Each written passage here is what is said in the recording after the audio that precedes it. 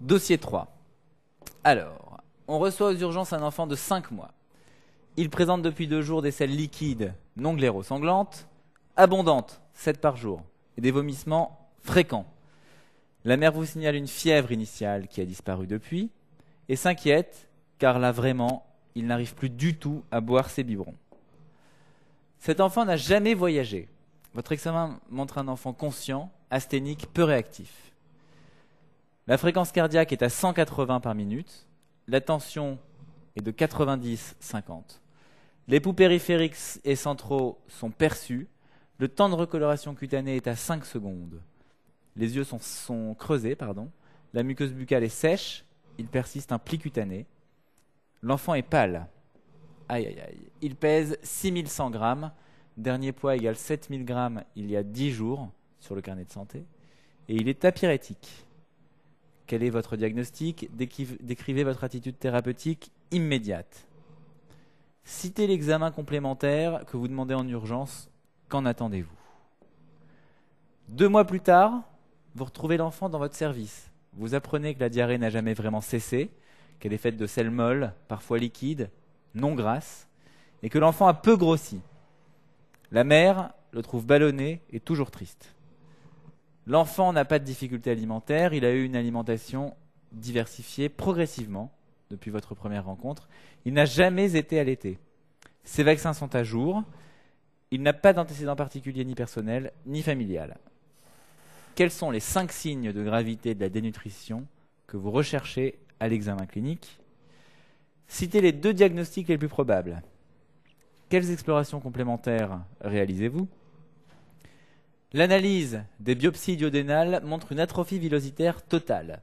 Quel est le diagnostic? Quel traitement instaurez-vous? La mère s'inquiète des complications possibles pour son enfant. Que lui dites-vous? Donc, on a affaire ici à un cas ultra classique. Vous le savez, je le sais, tout le monde le sait. Ça veut dire quoi? Ça veut dire que ce genre de truc, il faut bétonner comme des malades. Il faut y aller au mot-clé. Il ne faut pas réfléchir, ou en tout cas réfléchir bien. Il faut être systématique, il faut être le meilleur. Et ouais, c'est comme ça. Vous recevez aux urgences un enfant de 5 mois. Il présente depuis 2 jours des selles liquides non glérosanglantes abondantes et des vomissements fréquents. Alors, premièrement, il a 5 mois. Ça veut dire, il est petit. Depuis 2 jours, selles liquides non glérosanglantes. C'est pas mal, on vous dit ça. Il a des selles liquides non glérosanglantes. Ça fait un peu viral.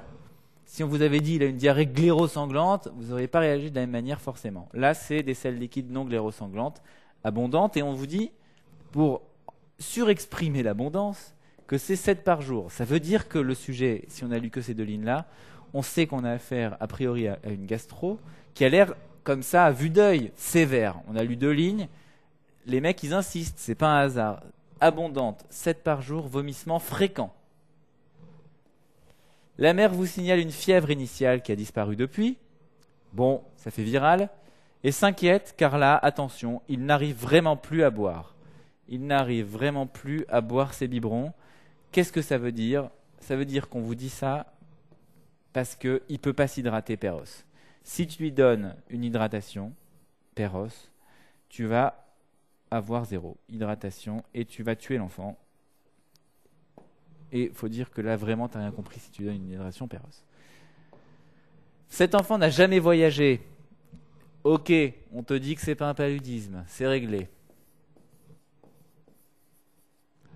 Ne me sors pas que ça peut être un palud d'importation. Votre examen montre un enfant conscient. Ok. Asthénique, peu réactif. Il va mal, il est fatigué, il réagit pas. Peu réactif, ça veut dire qu'au lieu d'être hyper réveillé, au lieu de répondre quand tu lui parles, tu es obligé de le stimuler plus fortement, stimulation tactile. Parfois, tu es obligé de lui provoquer la douleur même pour qu'il réagisse. Là, l'enfant est conscient. Ok, il a les yeux ouverts, il te regarde un peu, mais il est crevé. Donc, état de conscience grave. La fréquence cardiaque est à 180. Il est inférieur à 1 an. Il a 180 de fréquence cardiaque. C'est une tachycardie balèze quand même. La tension est de 90-50. On a dit dans les cas de tout à l'heure que quand tu as inférieur à 1 an, il faudrait que tu aies entre 60 et 70 de tension artérielle systolique. Ça veut dire que là, Ça veut dire que, pardon, si tu as en dessous de 60-70, tu es en hypotension. Donc là, ce que ça veut dire, c'est que la tension artérielle, elle est normale. Donc on a un enfant tachycarde, très tachycarde, avec une tension normale, avec des pouls périphériques et centraux perçus, important. Mais le temps de recoloration cutanée est à 5 secondes. Il arrive en insuffisance circulatoire, on l'a compris, compensée. C'est-à-dire qu'il compense la défaillance hémodynamique par une tachycardie, par une vasoconstriction périphérique. Du coup, il a un temps de recoloration augmenté. Tu appuies, c'est supérieur à 3 secondes. C'est-à-dire que tu appuies, tu relâches, et ça devient coloré normalement en plus de 3 secondes. Il a une tension qui est maintenue.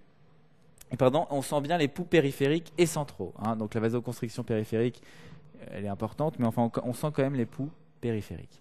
Les yeux sont creusés. Bon, ça veut dire quoi, yeux creusés? Réfléchissez, ça veut dire déshydratation. S'il avait que ça, on aurait dit, bon, il y a une déshydratation entre 5 et 10%. Mais là, la muqueuse buccale est sèche. C'est une déshydratation aussi entre 5 et 10%. Pli cutané. Alors ça, quand vous voyez pli cutané dans la question, on s'excite.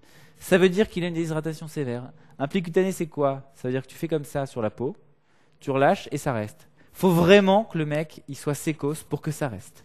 Donc, pli cutané dans une question égale gravité d'une gastro. L'enfant est pâle, il est vasoconstricté, périphérique, il est pâle. Quel est votre diagnostic? Décrivez votre attitude thérapeutique immédiate. Alors là, celui qui n'écrit pas ça, il a 0, et à mon avis 0 au dossier parce qu'il bute l'enfant quand il arrive aux urgences. Si jamais le diagnostic, si jamais vous dites, bon, c'est une gastro, avec une déshydratation, bon, ben sévère, quoi. Bon. Ça veut dire que vous n'avez rien compris. Là, l'enfant, il est en pré-choc. Il a une tachycardie qui est importante. Il a un temps de recoloration cutanée qui est à 5 secondes. Ça veut dire qu'il est en vasoconstriction périphérique. Il arrive à maintenir sa tension, mais on voit bien qu'il est extrêmement déshydraté, qu'il est pâle. Le poids, on est face à une gastro, c'est évident qu'il faut mettre le poids. Alors, il pèse 6100 grammes. Le dernier poids, c'était 7000 grammes. Il y a 10 jours. Il a 5 mois. Il faut penser qu'en plus de ces 7000 grammes, il prend à peu près 20-25 grammes par jour. Mettons 25 grammes par jour. Donc, en fait, il faut penser, quand on calcule la déshydratation, qu'on part non pas de 7000, mais d'un peu plus. Mais enfin, si on part de 7000, combien ça fait 10% de 7000? Ça fait 700. Ça veut dire que s'il avait perdu 10% du poids, il serait à 6300. Or, il est à plus de 7000 et il est à moins de 6300. Donc là, on est vraiment face à une déshydratation sévère, supérieure et de loin à 10%. C'est-à-dire que même si tu ne sais pas combien prend par jour un enfant à 5 mois, en termes de grammes, en ayant fait ce calcul, tu sais que l'enfant a perdu plus de 10% et de loin. Il est apyrétique. Bon, on s'en fout un peu. Alors, quel est votre diagnostic? Décrivez votre attitude thérapeutique immédiate. Alors, là, vous avez compris, on est face à une insuffisance circulatoire compensée. L'enfant est en pré-choc, c'est-à-dire qu'il a un état hémodynamique qui est précaire, mais il arrive à le compenser par une tachycardie importante, il est à 180 de fréquence cardiaque, par une vasoconstriction périphérique, avec un temps de recoloration augmenté, avec une pâleur, et donc il arrive à maintenir une tension normale. Il est donc en insuffisance circulatoire compensée, en pré-choc. La cause de ce pré-choc, on a bien compris que c'est hypovolémique, par déshydratation sévère, plus de 10%, sur une gastroentérite aiguë, qui est probablement virale. Celui qui n'a pas écrit à cette question ça, ou ça, il a 0 au dossier. 0 au dossier. Alors bon, je sais très bien, et vous le savez aussi bien que moi, que ça n'existe pas, mais ce que je veux dire, enfin les 0 au dossier, mais ce que je veux dire, c'est que si vous dites qu'il a juste une gastro sévère avec des hydratations sévères, et que bon, il vomit, donc on ne pourra pas le réalimenter péros, et qu'il faut juste le perfuser, Vous aurez 0, parce que là, il faut le remplir, cet enfant. Il ne faut pas le perfuser, il faut le remplir. Il a besoin d'un remplissage. Il n'a pas besoin, il a besoin d'une hydratation, mais ce qui va lui sauver la vie, c'est le remplissage. Donc si vous ne mettez pas ça, vous allez le tuer, votre enfant. Vous aurez 0 et vous allez vous faire défoncer par votre chef quand vous serez aux urgences. C'est évident. Alors, insuffisance circulatoire, compensée, hypovolémique, surgastroentérite et gastroentérite aiguë virale. Il faut bien comprendre un truc. Quand tu as une diarrhée aiguë, tu as fort risque de déshydratation. Pourquoi? Parce que dans la diarrhée, tu perds beaucoup d'eau et de sel. D'ailleurs, tu perds beaucoup d'eau et de sel. D'où elle vient cette eau? Elle vient essentiellement du secteur extracellulaire, c'est-à-dire qu'elle vient du sang et de l'interstitium. Ça veut dire quoi? Ça veut dire que quand tu as une déshydratation sévère, tu vides le sang. Tu es en hypovolémie. Et donc pour compenser, tu fais une tachycardie, et tu fais une vasoconstriction, et tu fais les autres signes qu'on a déjà vus dans l'insuffisance circulatoire. Alors, quel est votre traitement? Eh bien là, si vous n'écrivez pas urgence, je pense que vous allez vous faire un peu taper sur les doigts. Monitoring cardio-tensionnel, oui. Pose d'une VVP de bon calibre, oui. Et remplissage au sérum Phi, oui. Celui qui n'a pas écrit remplissage, 0 à la question. Remplissage, il faut le remplir, cet enfant, il est en pré-choc. Il ne faut pas dire qu'on lui fait juste une réhydratation IV, il n'a pas besoin de ça pour l'instant. Pour l'instant, il a besoin qu'on lui sauve la vie et qu'on le remplisse. Donc remplissage au sérum physiologique. C'est facile de savoir la posologie. C'est 20 ml par kilo et c'est en IVD, c'est-à-dire l'enfant il arrive, 20 ml par kilo, il va mieux. Ensuite, tu fais une réévaluation régulière et tu le réhydrates IV. Mais il faut le remplir avec du sérum physiologique. Il y avait à mon avis 2 trucs importants dans cette question, je me répète. L'insuffisance circulatoire compensée, ou le pré-choc, il faut le dire, et il faut dire qu'on remplit. Si on ne dit pas ça, je crois que ça peut vous coûter très cher. Et vous aussi, vous le savez. Citez l'examen que vous demandez en urgence. Ça, c'est une question qui peut paraître un peu bizarre, mais elle est facile. Le seul examen qui est important, compte tenu du fait qu'on est face à un truc dont le diagnostic est clinique, le seul examen qui pourrait vous aider, c'est l'ionogramme sanguin. On fait un ionogramme sanguin, et qu'est-ce qu'on cherche? On recherche des dysnatrémies, kaliémies, etc., etc. Si vous ne savez rien que vous mettez dysnatrémie, déjà vous aurez un peu raison. Il peut être en hypo ou en hypernatrémie. Au passage, les diarrhées avec hyponatrémie, c'est pas si fréquent que ça. Pourquoi on serait en hyponatrémie quand on a une gastroentérite aiguë? Eh bien, il y a 3 causes majeures. D'abord, la première chose, c'est qu'on se réhydrate pas bien. On se réhydrate avec de l'eau pure, entre guillemets, et donc on dilue le sang, et donc on passe en hyponatrémie. La deuxième cause, c'est que souvent, ce sont des shigelles qui donnent des hyponatrémies. Et troisièmement, peut-être qu'on a une perte de sel importante, peut-être que ça cache une mucoviscidose, peut-être que ça cache une insuffisance surrénalienne. Et c'est aussi pour cette raison qu'on fait l'iono. On va voir que la kaliémie, on va voir la kaliémie, et donc ça pourra nous donner tout de suite une indication. La kaliémie, elle va être diminuée parce qu'on a des vomissements. On pourra trouver une alcalose métabolique avec les bicarbonates qui sont augmentés, et ceci étant lié à l'hypokaliémie. On va bien entendu avoir une hémoconcentration, c'est-à-dire une augmentation de la protidémie, qui signe une déshydratation extracellulaire. Et puis, on va avoir des signes d'insuffisance rénale fonctionnelle, c'est extrêmement évident, mais enfin, il faut le dire, avec une urée et une créate qui augmentent. 2 mois plus tard, vous retrouvez l'enfant dans votre service. Ah tiens donc, vous apprenez que la diarrhée n'a jamais vraiment cessé. Ça veut dire quoi? Qu'on est dans le cadre d'une diarrhée chronique. Là, on a compris. Diarrhée chronique. On va parler de ça. Ok. La diarrhée n'a jamais vraiment cessé, faite de sels molles, parfois liquides, non grasses. Tiens, c'est pas des sels grasses.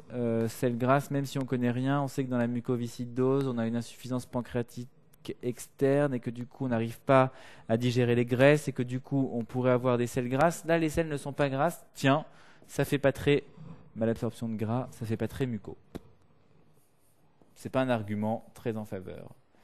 Bon. Que l'enfant a peu grossi. Diarrhée chronique, plus retard de croissance staturo-pondéral. Voilà le sujet. La mère le trouve ballonné et toujours triste. Ok.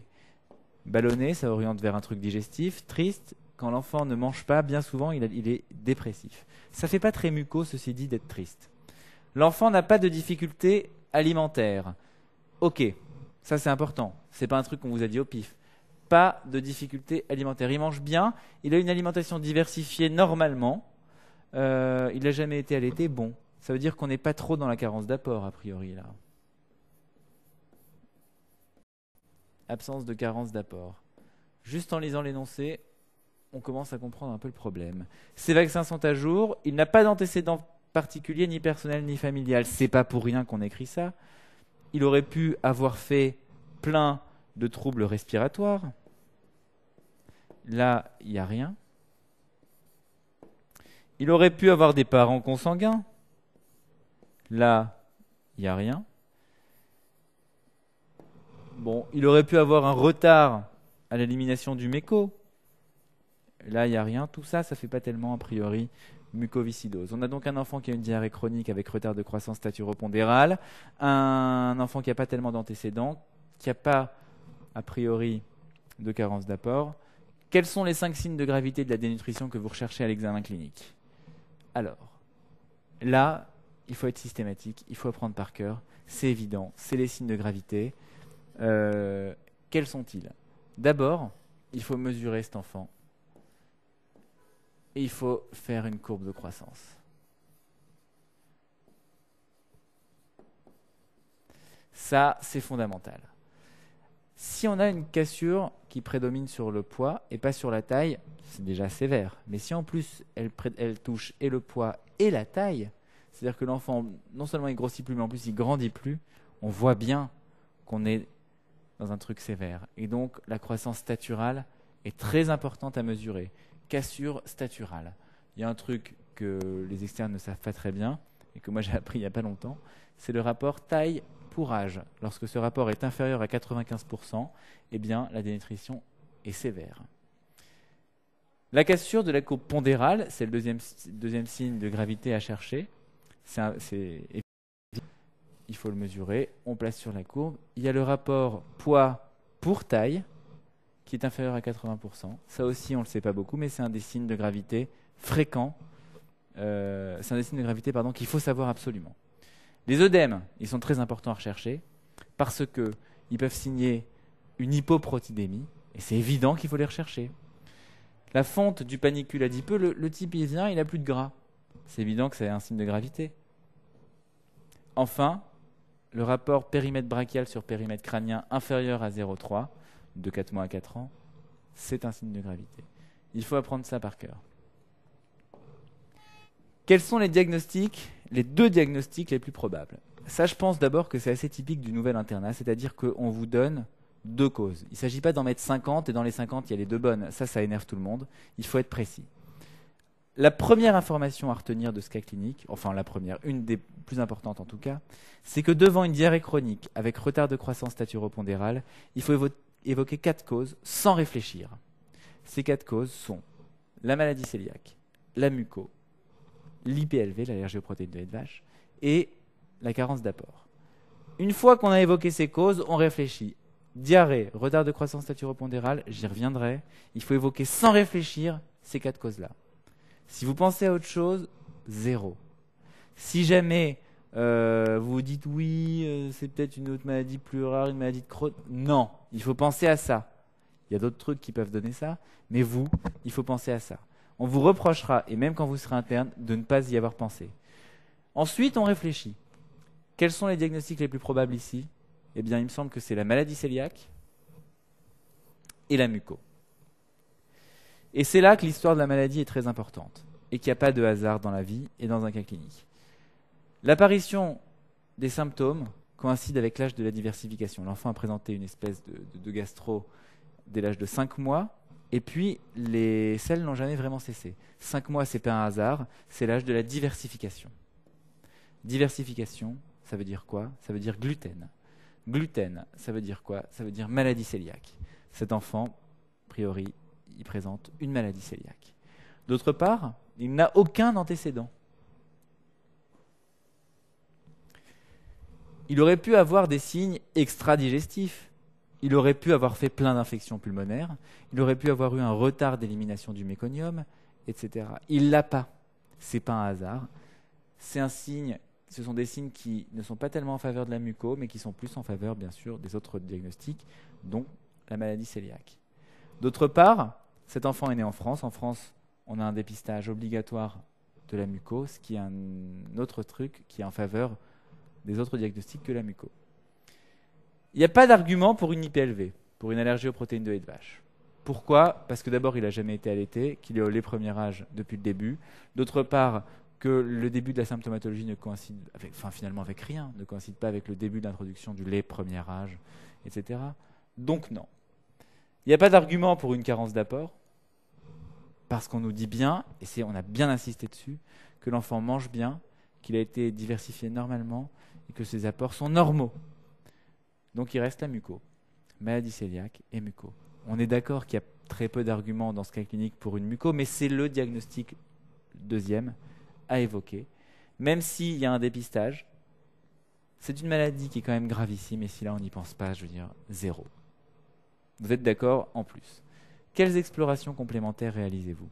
Eh bien, il faut réaliser les explorations qui permettent d'aboutir au diagnostic et de dépister les complications. Comment on va faire pour aboutir au diagnostic ? On va faire un test de la sueur pour éliminer une muco. D'ailleurs, on ne dit pas test à la sueur, mais de la sueur. Et puis, on va rechercher les anticorps en faveur de la maladie cœliaque, la maladie du gluten, c'est-à-dire les anticorps anti-gliadine, les anticorps anti-transglutaminase. Si ces anticorps sont positifs, on réalisera une fibro œsogastro-duodénale avec des biopsies duodénales. Mais pas avant. On ne va pas prendre cet enfant, lui faire une anesthésie générale et lui faire une fibro. On attend les anticorps. Donc, les examens complémentaires à visée étiologique et comme d'habitude, retentissement, complications. Les complications des diarrhées chroniques, c'est les carences. L'enfant a peut-être une malabsorption, il a peut-être des carences en tout. Donc, on les cherche. Numération formule sanguine réticulocyte, on va peut-être voir une anémie. Pourquoi il aurait une anémie ? Il a peut-être un déficit martial, une carence martiale. Du coup, on fait le dosage de fer sérique et de la ferritine. Ferritine, c'est pas mal comme marqueur, c'est le stock du fer. Donc, c'est un bon marqueur de la carence en fer. Ionogramme sanguin, bilan phosphocalcique, ça se trouve, il est en hypocalcémie, hypophosphorémie. C'est évident. Ionogramme sanguin, au passage, ça permet d'évaluer la natrémie, la kaliémie et la fonction rénale. C'est pas mal de le faire. Albumine et préalbumine, dénutrition.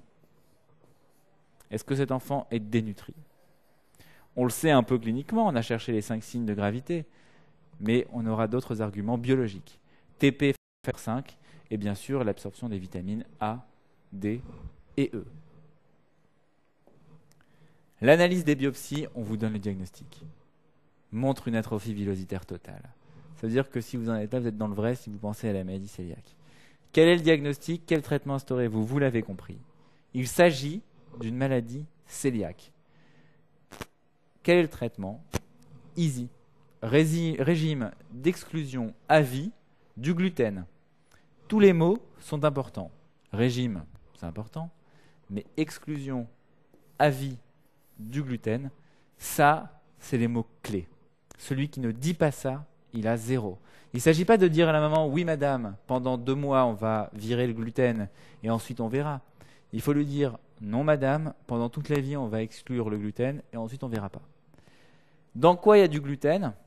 Seigle, orge, blé, avoine. Avoine, je l'ai mis entre parenthèses parce qu'il se trouve que quand même, dans la maladie cœliaque, quand on mange de l'avoine pure, on le tolère.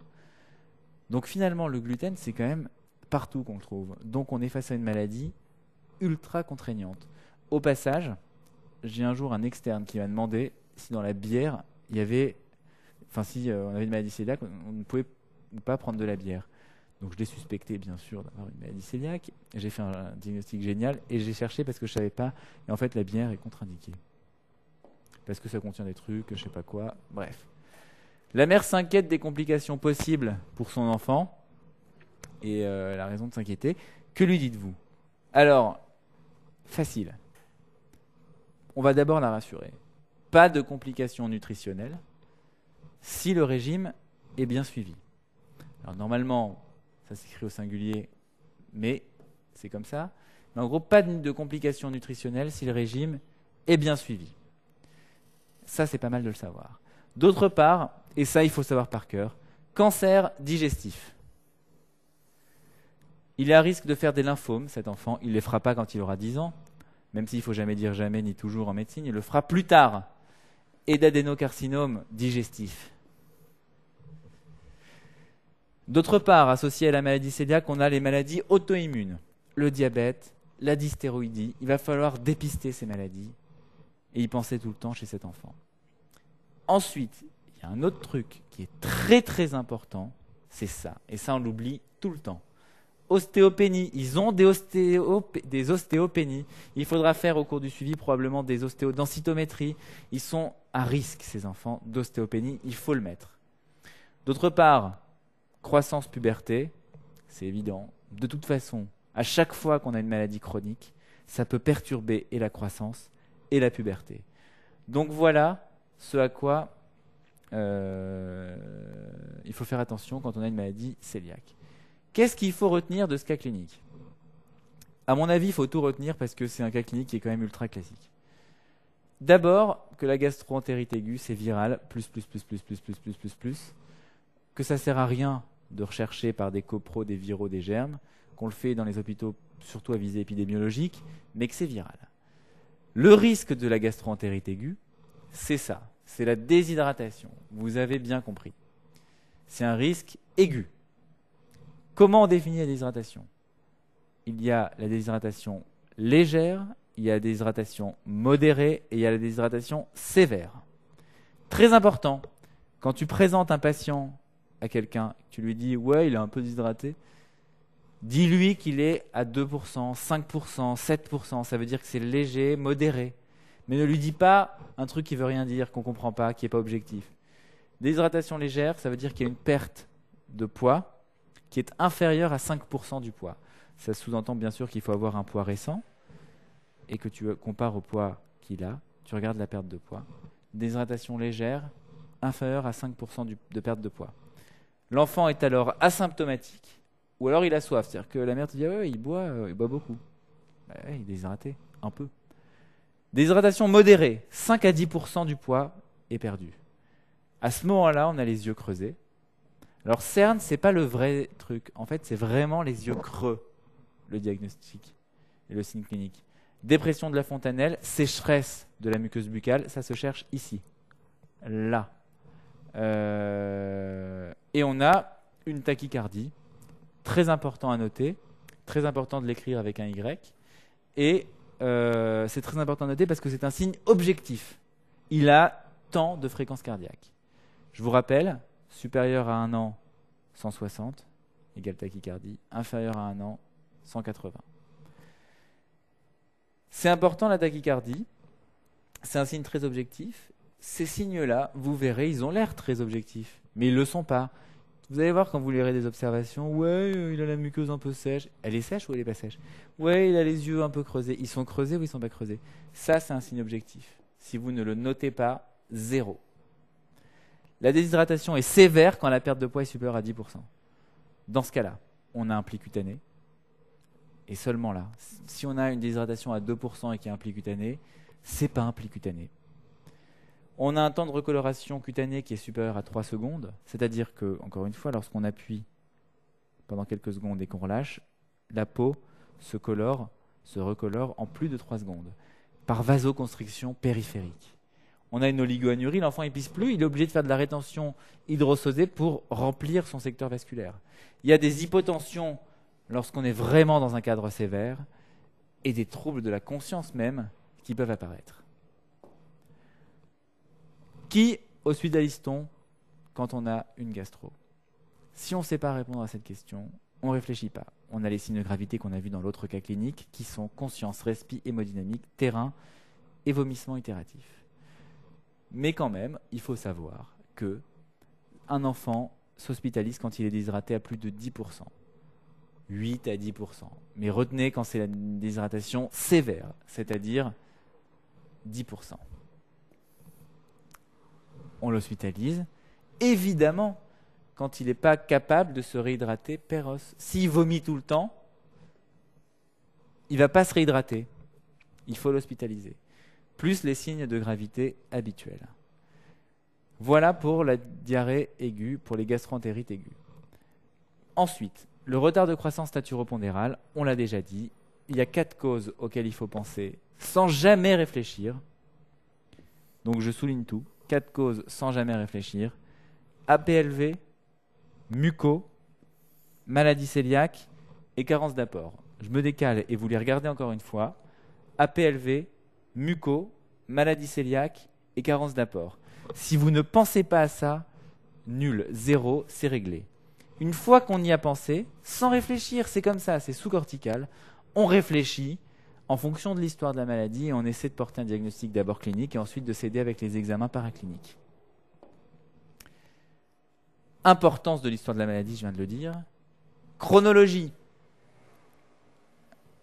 Si c'est à l'arrêt de l'allaitement, l'enfant il est allaité, il a 2 mois, sa mère elle décide d'arrêter d'allaiter, elle lui file un lait premier âge, une préparation pour nourrisson, et puis bim, il commence à avoir de la diarrhée, à vomir, à plus bouffer et à plus prendre de poids. Bon ben voilà, ça fait très allergie aux protéines de lait de vache. Si jamais le retard apparaît à la diversification, bon, la diversification, on introduit du gluten, ça fait très maladie cœliaque, c'est une évidence. Si jamais il a des signes extra-digestifs, fait des infections à répétition, il a une infection pulmonaire à répétition, détresse respiratoire à répétition. Si jamais il n'a pas eu de dépistage de la mucoviscidose parce qu'il est né en dehors de la France et que dans tous les pays c'est pas obligatoire, si jamais il y a une notion de consanguinité, si jamais il y a eu un retard à l'émission du méconium, c'est réglé. Ça fait mucoviscidose.